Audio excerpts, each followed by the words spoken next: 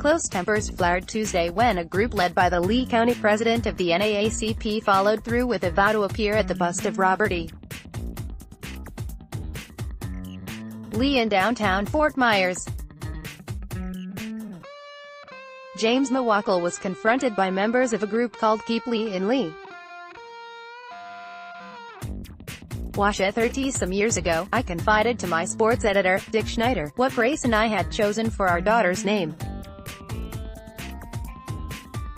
Anastasia Lee. Dick found that lyrical. But ever the editor, he said, "You're spelling that L-E-I-G-H, right? No. It will be L-E-E, like the county. The county where I was born, where my dad was born, and where my family has lived since the 19th century. My grandmother, Olive E. Stout, arrived in 1885 on a steamer with Thomas Edison and his bride, Mina, 2 years before the county was broken off from Monroe, and named Lee. It was a time for change, then as it is today. I'm not proposing renaming Lee County. Lee is indelibly intertwined with everything for which this great county is known. For its sugar sand beaches and the fish that swim its 500 miles of shorelines, for the wonderful weather that fuels its economy, for live oaks bearded like classical druids of eld, for gleaming suburbs, for the flowers that gave name to its state, and for its present day, 750,000 folks who almost always return warm smiles from strangers. We're Lee Countyans. I couldn't be more proud of that. Bust of Robert E. Lee in downtown Fort Myers. Photo, News Press Staff File Photo, KINFAYMORTORI, but we are not beholden to Robert E. List who never set foot here and who has nothing to do with what this county is today. It is true that Lee County was named for the Confederate general who brilliantly led his Southern brethren, but he led a cause well lost. That cause was slavery, no two ways about it. And that is something of which to be ashamed.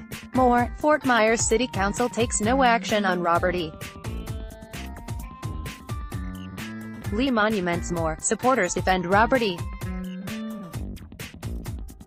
Lee busted. Fort Myers City Council meeting. More, Confederate group asked to join effort to move Robert E. Lee's statue from Fort Myers Street. He wasn't always aware of how symbols of the Confederacy were so hurtful to my black countrymen. I was, in fact, oblivious, having been educated in Lee's then segregated schools. In my formative years, my main exposure to black people was to the maids who worked for my family.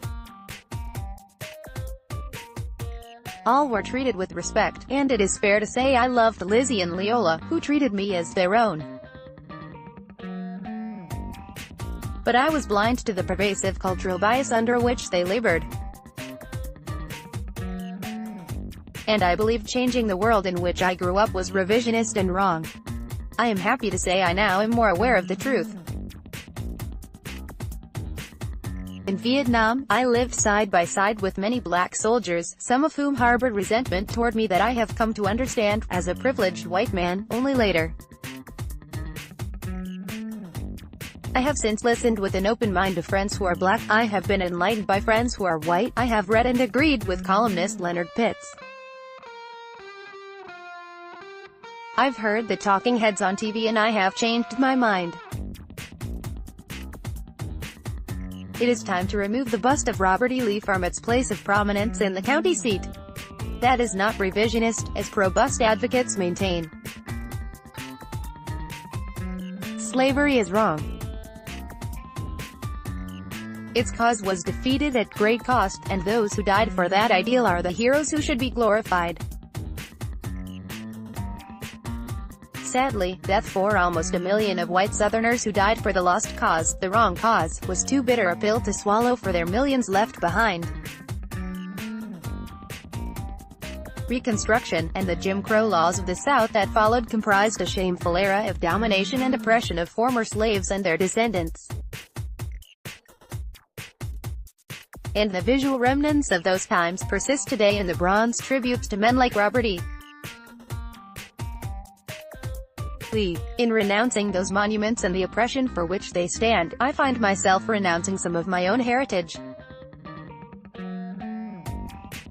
My beloved mother's mother, Nanny, grew up on a Georgia cotton plantation, never thought to bite the N-word from her tongue, and proudly claimed relation to General Lee through some rationale of marriages. According to written in family history, the North Carolina estate of my great-great-grandfather, Scottish immigrant Norman MacLeod, included ownership of one Negro boy named Martin, value $500, his son, R.